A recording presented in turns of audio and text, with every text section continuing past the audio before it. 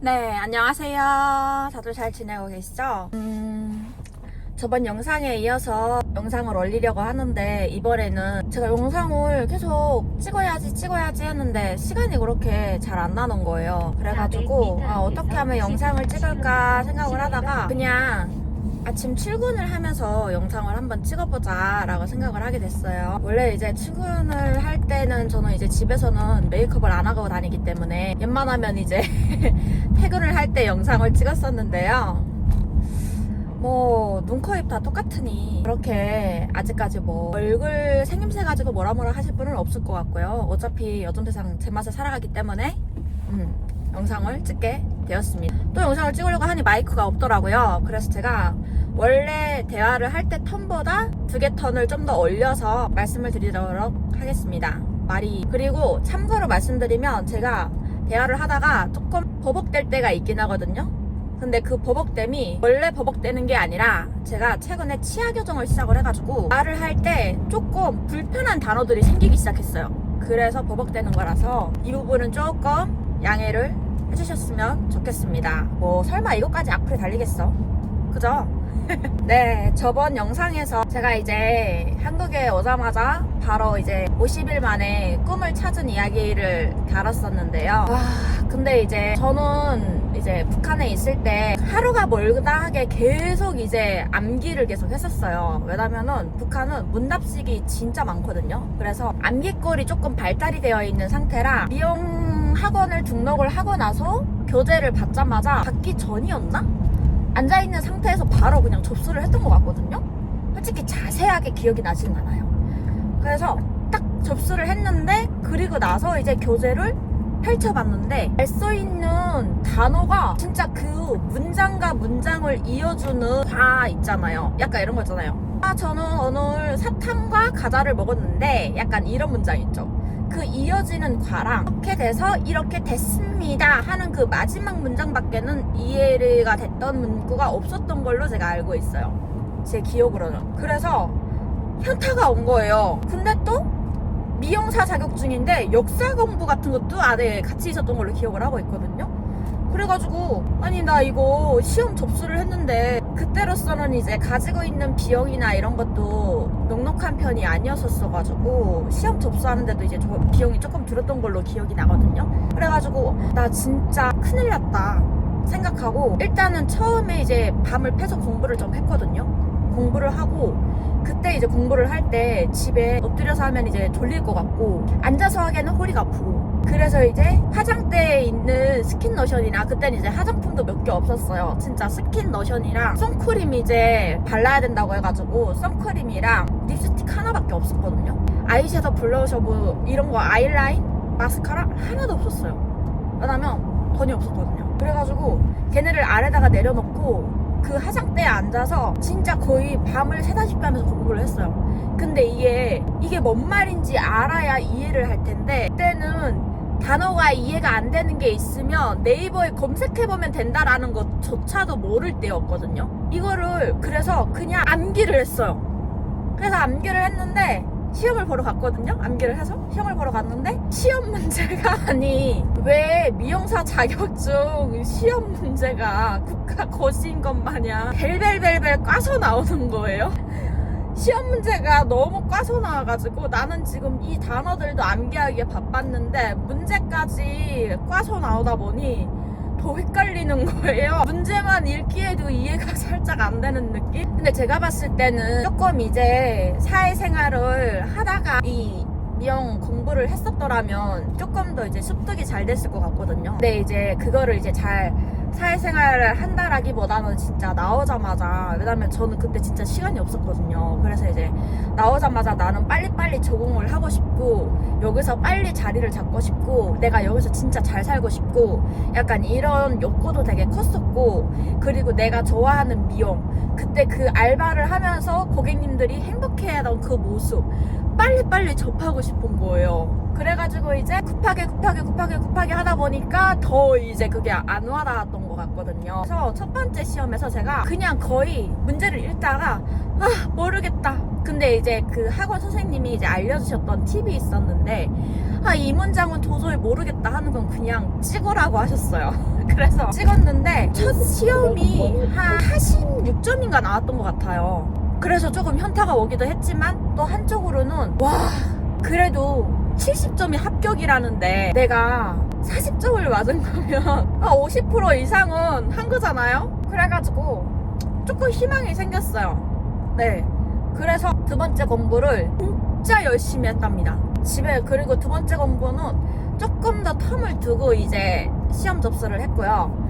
그리고 나서 이제 진짜 이제 열심히 이제 공부를 했는데, 그때 역시 이제 계속 암기만 했어요. 그때 제 기억으로는 잠을 한 3시간 밖에 안 잤던 것 같아요. 3시간밖에 안 잤고 그냥 암기만 하기에 바빴던 것 같거든요. 그래서 근데 그때 또 이제 잠은 3시간밖에 안 자기도 했지만 또 이제 그 이론에 관한 거를 이제 학원에서 또 알려 주시고, 그러면 이제 학원쌤한테 가가지고 이런 게 있는데 이거는 무슨 말이에요? 막 이렇게 막 여쭤보고. 왜냐면은 그때 학원쌤은 제 고향을 알고 계셨어요. 왜냐면은 저는 제가 무엇을 배우려고 제가 100%다 똑바로 제대로 배우려면 저의 이거를 밝혀야 된다라고 생각을 했거든요. 왜냐면은 이거를 밝혔을 때 오히려 그분들에게 제가 궁금한 부분들을 좀 더 이제 질문을 하기가 쉬워지더라고요. 그래가지고 그 학원쌤도 제 눈높이에 맞게 이제 또 이제 알려주시기도 하시고 했거든요. 그래가지고 이제 두 번째 엄청 열심히 막 이제 공부를 했는데 시험 치기 이틀 전에 갑자기 맹장에 문제가 생깁니다. 근데 제가 원래 이제 왜 제가 조금 독하게 이제 공부를 하려고 해서 그런 일이 생겼는지는 솔직히 모르겠고요. 왜냐면 배가 너무 아파서 아침에 눈을 뜨자마자 병원을 갔어요. 병원을 가서 제가 지금 여기가 너무 불편하다라고 이제 말씀을 드렸어요. 근데 병원에 계시는 원장님이 이러시는 거예요. 이거 드신 것이 조금 이제 체하신 것 같다. 조금 부드러운 걸로 드시면 좋을 것 같다. 라면서 이제 저에게 죽을 추천을 합니다. 그래서 제가 그때 그랬어요. 저 지금 아무것도 먹고 싶지가 않다. 라고 말씀드렸는데 아니라고, 죽을 드셔야 된다.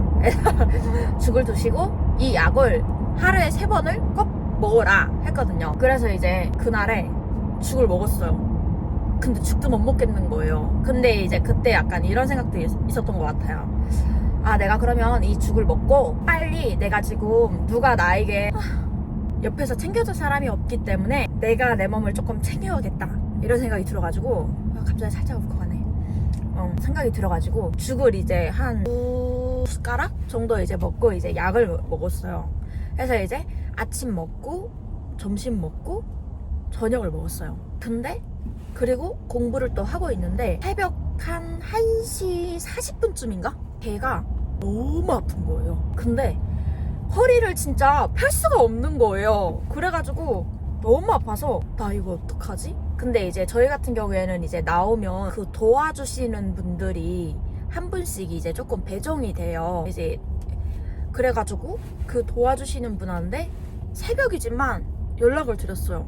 도저히 안 되겠어가지고. 근데 다행히 이제 그분도 받아주시는 거예요. 왜냐면 그때 허리를 아예 펼 수가 없었고, 그래서 제가 이제 바닥에, 그때 이제 집에 침대도 없었거든요. 그래서 바닥에 이제 오므리고 있었던 상태였고, 허리를 펼 수도 없는데 배가 너무 아프고 이래가지고 이제 연락을 드렸는데 그분이 또 다행히 제 연락이라 그런지 모르겠지만 연락을 또 받아주셨어요. 저 지금 진짜 늦은 밤 죄송한데 저 지금 너무 아프다고, 태어나서 이렇게 아파본 적이 처음이다, 나 이거 어떻게 해야 될지 모르겠다 했더니 119에 전화를 하라는 거예요. 근데 이게 솔직히 119에 전화하는 거 지금에는 아무것도 아니거든요. 근데 그때로서는 119에 전화를 하는 게, 이게 전화를 해서 뭐라 해야 될지도 모르겠고, 그래서 이제 그럼 저 119에 전화를 해서 뭐라고 해야 되나요? 라고 이제 여쭤봤더니 그분이 전화해가지고 나 지금 너무 아픈데 조금 와주셨으면 좋겠다, 내가 지금 집에 혼자 있고 움직일 수 없는 상황이다,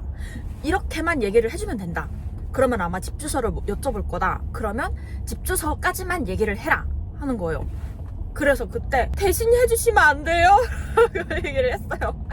근데 이제 그분이 이거는 이제 당사자가 해야 된다 하는 거예요. 그래서 이제 알겠어요 이러고 이제 그럼 전화 끊을게요 하고 전화 끊고 119에 전화를 합니다. 그때 전화를 했을 때 남자분이 받았던 것 같아요. 그래서 이제 전화를 드렸어요. 제가 실은요, 전화를 하고 나서 아파서 죽겠는데, 제가 실은요 이제 한국 나온 지 얼마 안 됐어요. 그래서 주변에 아는 사람이 한 명도 없고요. 근데 이제 거기서 예, 어디가 불편해서 연락을 주신 걸까요? 이러시는 거예요. 그래서 제가 지금 어디가 배가 좀 너무 아픈데 허리를 펼 수가 없어요. 저 어떡하면 좋아요? 이러면서 이제 막 말씀을 드렸더니 집 주소가 어디냐고. 그래서 이제 어디라고 얘기를 했었거든요.